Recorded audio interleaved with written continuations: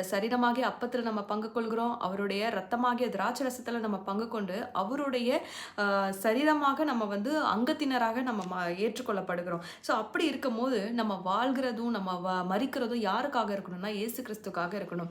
இந்த உலகத்துக்காக நம்ம ஆண்டவரை மறுதலிக்கிறோமா, பேதுருவை போல நம்ம மறுதலிக்கிறோமா அப்படின்னு நம்மளே நம்ம கேள்வி கேட்டு பார்க்கணும். இந்த உலகத்துக்காக, இந்த மக்களுக்காக, இந்த நம்ம வாழ்கிற இந்த சமுதாயத்தை வந்து சில டைம் ஒரு சில கிறிஸ்துவத்தை ஏற்றுக்கொள்ளாமல் இருக்கும்போது அவர்களுக்கு ஒத்தி போகிறதுக்கு, அதாவது நம்ம லகுவாய் வாழ்வதற்கு, நம்ம சுகமாய் வாழ்வதற்கு அவர்களுக்கு இணங்கி நம்ம போகிற காரியத்தில் நம்ம இருக்கிறோமா அப்படின்னு நம்ம கேள்வி கேட்டு பார்க்கணும். இந்த உலக பிரகாரமான இந்த மனுஷீக பாரம்பரியத்துக்குள்ளேயும் இப்படிப்பட்ட சடங்குகளுக்குள்ளேயும் நம்ம என்ன பண்ணப்படுகிறோம், திணிக்கப்படுகிறோம். ஸோ இந்த காரியத்தினால தான் ஆண்டவர் என்னோடு கூட பேசினார். ஒரு சில காரியத்தை தான் உங்ககிட்டயே நான் சொல்கிறேன். ஸோ இப்படிப்பட்ட காரியத்தில் நம்ம திணிக்கப்படுகிறோமா?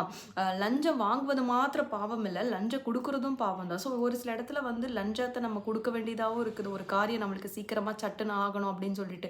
ஸோ இது வந்து ஆண்டவருடைய பார்வையில் பொல்லாப்பாக இருக்கிறது. பாவத்திற்கு மரித்து நீதிக்கு நம்ம பிழைத்து ஆண்டவருக்காக நம்ம வாழும்போது இந்த வாழ்க்கையானது மரித்தாலும் பிழைத்தாலும் கர்த்தருக்கென்று நம்ம இருக்கணும் அப்படின்னு இதில் உணர்த்தப்படுறேன்.